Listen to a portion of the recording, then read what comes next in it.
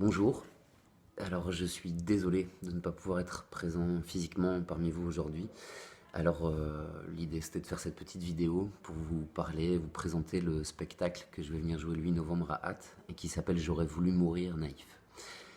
Voilà, alors j'ai le compteur sous les yeux, je me suis donné 3 minutes pour vous parler d'un spectacle et qui, en fait, ce spectacle il est encore en cours de création, on va le finir à l'automne, entre Tournai et Antoing. Et à Hâte, ce sera la troisième, donc ce sera encore tout frais. Et j'aurais voulu mourir naïf, c'est un projet de spectacle qui est en écriture de plateau de manière collective, mais qui est un seul en scène dont je suis l'auteur et l'interprète, et qui part d'une question qui est comment je fais pour aller au-delà du sentiment d'impuissance que je ressens quand je regarde le monde avec lucidité. Ça, c'est la question de départ.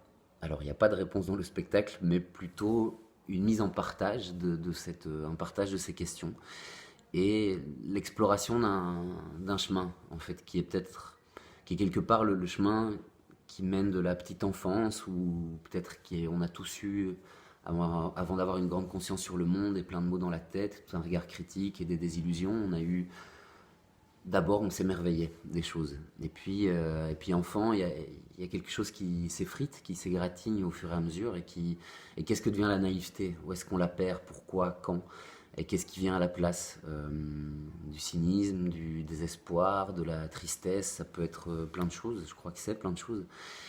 Et une fois adulte, surtout aujourd'hui, où on vit quand même dans une époque complètement catastrophiste et désespérante, hein, disons-le, comment on fait pour encore s'émerveiller en fait des choses du monde, de la vie, pour essayer peut-être de faire de ce monde quelque chose de meilleur, ou en tout cas pas la catastrophe que les discours dominants nous annoncent.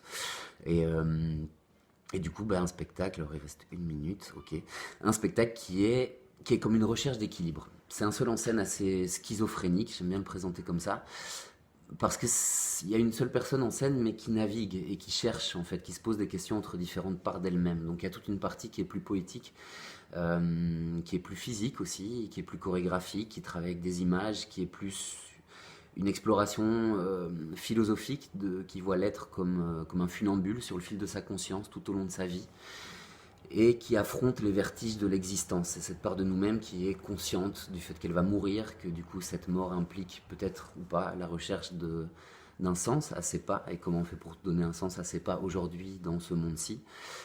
C'est aussi l'histoire de ses pas, à travers une petite fille qu'on a filmée depuis ses premiers mois jusqu'à ses 3 ans, qui représente aussi toute cette part inconsciente de notre vie, où peut-être qu'on s'est émerveillé de tout. Et puis il y a aussi un être qui, lui, a choisi la part vraiment le côté du cynisme, le côté obscur, l'égoïsme, l'individualisme, l'indifférence.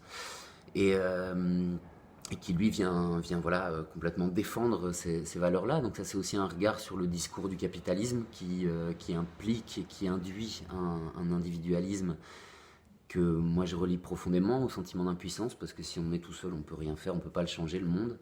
Or le théâtre, c'est un endroit où on se réunit, et à partir de là, l'envie de faire un seul en scène qui raconte cette recherche d'équilibre, qui la partage en collectif, dans un espace-temps suspendu, dans la course folle de ce monde. Et voilà, c'est un spectacle assez polymorphe, où il y a de la vidéo, il y a de la composition musicale originale, il y a de la danse, il y a beaucoup de questions, il y a du vertige, il y a du cynisme, il y a de l'humour, de la cruauté, de la douceur aussi, et de la poésie, ou en tout cas une poésie qu'on essaie de faire survivre. Voilà, au plaisir de vous y voir, et merci pour votre attention.